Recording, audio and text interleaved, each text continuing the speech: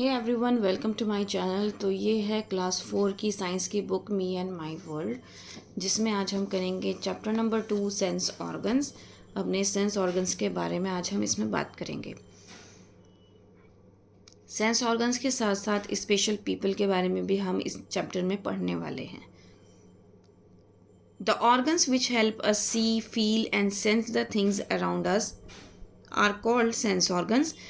वो ऑर्गन्स जो हमें देखने में, फील करने में, महसूस करने में मदद करते हैं, वो क्या कहलाते हैं? हमारे सेंस ऑर्गन्स कहलाते हैं।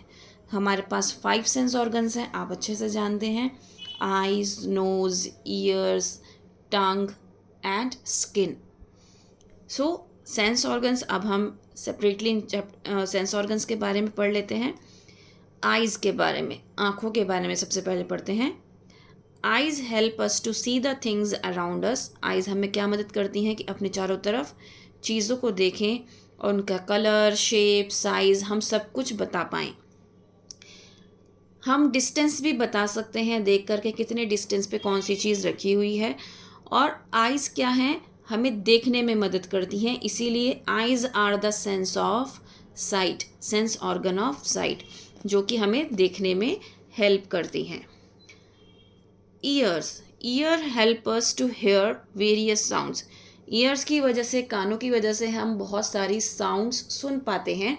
हमारे पास 2 ईयर्स होते हैं। अगर आप एक कान बंद कर दो और फिर कोशिश करो सुनने की, और ये बताना चाहो कि आवाज़ कहाँ से आ रही है, तो ये आपके लिए बताना मुश्किल हो जाएगा। द रीज़न इज़ कि हम दोनों कानों से सही सुन पाते हैं। अगर आप एक कान ढक लोगे, दूसरे कान से सुनने की कोशिश करोगे, तो आप डायरेक्शन रॉन्ग बताओगे। तो इसका मतलब ये है कि जब हमें दोनों कानों की ज़रूरत होती है किसी भी साउंड को सुनने के लिए, ठीक है। ईयर से क्या करते हैं? हम सुनते हैं।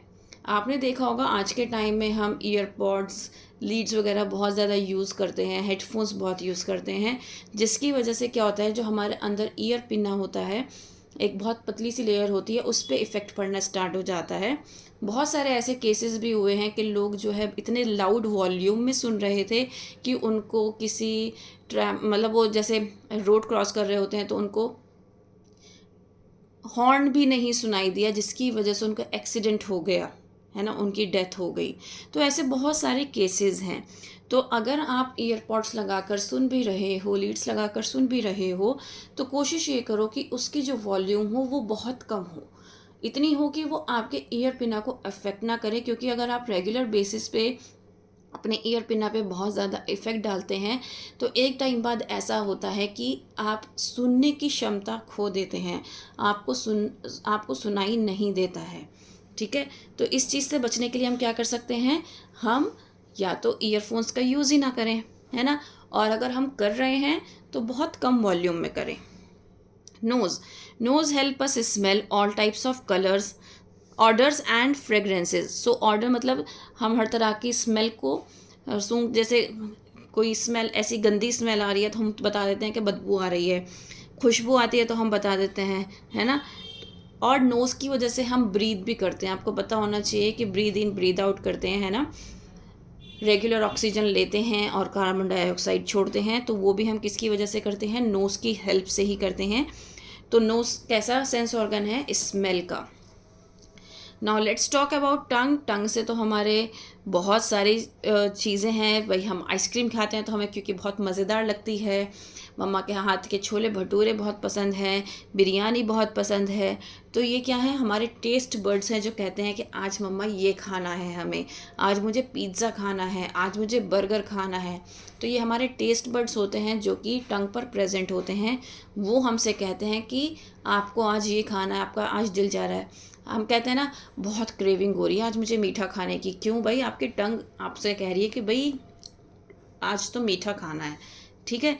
सो आपकी जो टंग होती है, यहाँ पर बहुत छोटे छोटे छोटे छोटे, आपने देखा होगा छोटे छोटे आपको यहाँ पे डॉट्स मिलते हैं ना, आप देखते हो। तो वो जो पोर्स होते हैं ना, डॉट्स जो होते हैं, वो टेस्ट बर्ड्स होते हैं बेसिकली। और वो टेस्ट बर्ड्स क्या करते हैं? हमें अलग अलग तरह के टेस्ट बताते हैं। बेसिकली 4 तरीके के टेस्ट होते हैं: स्वीट, सार, सॉल्टी एंड बिटर, ठीक है। The tongue also help us speak clearly and eat, ये तो आपको पता होना चाहिए अगर आप क्लियर बोल पा रहे हैं just because of your tongue, क्योंकि टंग आप खुद बोलते हुए ध्यान दो कि आपकी टंग जो है आपका बहुत साथ देती है जब आप बोल रहे होते हो, खा रहे होते हो, राइट। अगर आप टंग का इस्तेमाल नहीं करोगे तो आपके वर्ड्स जो हैं वो क्लियर नहीं होंगे। तो जब हम बोल रहे होते हैं तो हमारे टीथ, हमारे टंग बहुत ज़्यादा हेल्पफुल होते हैं। आपने सुना होगा जब बहुत ज़्यादा बूढ़े लोग हो जाते हैं, उनके दांत नहीं रहते, तो उनकी आवाज़ जो है हमें क्लियर समझ में नहीं आती है ना। तो दैट मीन्स आपको पता होना चाहिए कि यहाँ पर टीथ और टंग से ही हम क्या करते हैं, अपनी वॉइस को क्लैरिटी देते हैं। Now let's talk about skin. Skin हमें टच और फील का टच और फील में हेल्प करती है। हमें पता चल जाता है कोई चीज़ गर्म है या ठंडी है, सॉफ्ट है, हार्ड है, रफ़ है, स्मूथ है।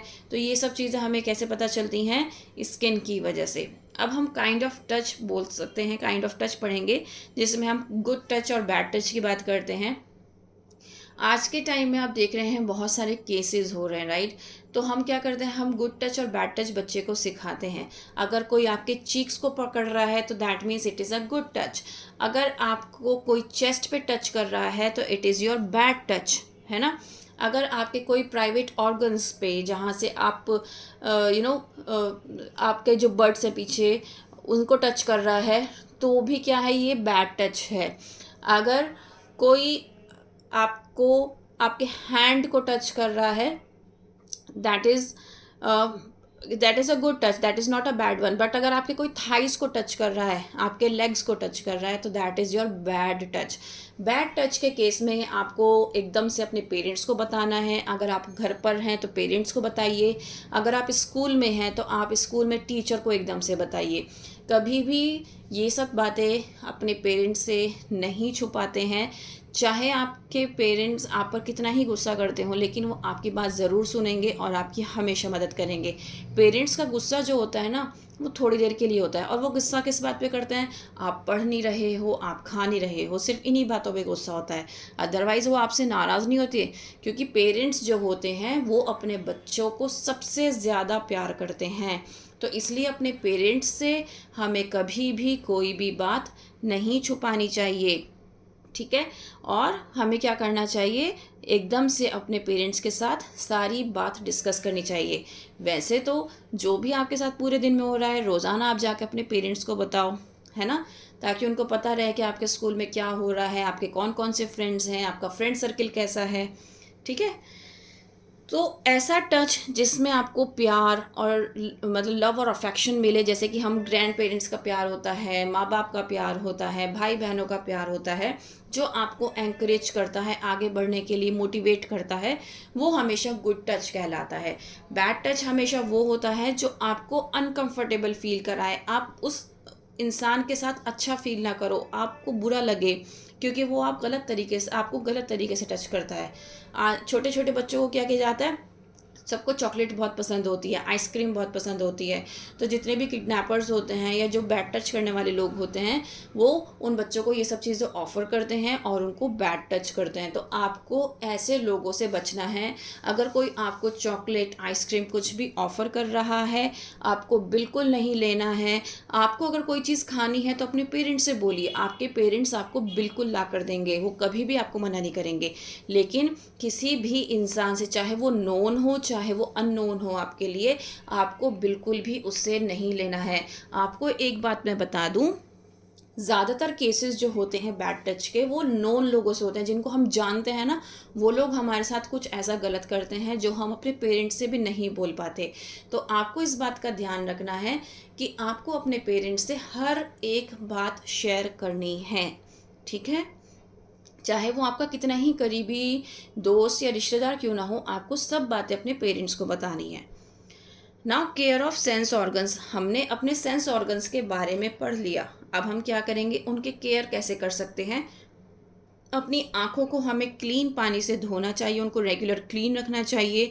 किसी भी शार्प ऑब्जेक्ट का यूज़ नहीं करना चाहिए अपने कानों को साफ़ करने के लिए।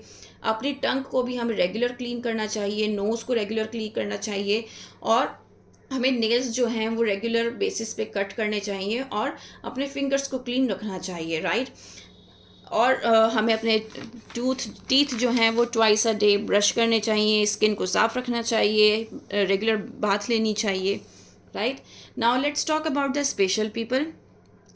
कुछ चिल्ड्रन अनफॉर्चुनेट होते हैं जिनके जो कोई ना एक या दो सेंस ऑर्गन्स जो होते हैं वो डैमेज होते हैं, वर्क नहीं करते हैं, इसीलिए या तो वो डेफ होते हैं या फिर डम्ब होते हैं, मतलब या तो वो सुन नहीं सकते या बोल नहीं सकते या फिर अंधे होते हैं। तो उनको एक स्पेशल केयर की ज़रूरत होती है, इसीलिए उनको हम स्पेशल चिल्ड्रन कहते हैं। तो हमें ऐसे बच्चों की हमेशा मदद करनी चाहिए, हमेशा उनके साथ फ्रेंडली रहना चाहिए और हमेशा उनकी टेक केयर करनी चाहिए। आपको पता है कि जितने भी ब्लाइंड लोग होते हैं वो भी आराम से रीड कर सकते हैं बुक को। उनके लिए एक अलग से लैंग्वेज है, ब्रेल लैंग्वेज, ब्रेल स्क्रिप्ट, जो कि यूज़ की जाती है। ब्रेल इसमें क्या होता है कि इसमें जो अल्फ़ाबेट्स होते हैं वो रेज्ड फॉर्म में होते हैं, ठीक है, जिसकी वजह से वो क्या करते हैं, वो फिंगर टिप से वो देखते हैं कि कौन सा अल्फ़ाबेट है और इस तरीके से वो मिलाकर उस वर्ड को पढ़ते हैं और वो सेंटेंसेस पढ़ लेते हैं और इस तरीके से वो बुक्स की रीडिंग भी आराम से कर पाते हैं, ठीक है। डेफ और जो डम्ब पीपल होते हैं, म्यूट चिल्ड्रन होते हैं, वो साइन लैंग्वेज का यूज़ करते हैं अपनी अपने एक्सप्रेशंस को एक्सप्रेस करने के लिए, ठीक है। तो हमें इन लोगों की हमेशा हेल्प करनी चाहिए, इन लोगों का मजाक कभी नहीं उड़ाना चाहिए। उम्मीद करती हूँ कि ये आपको समझ में आया होगा। Please like, share and subscribe. That's all, thank you.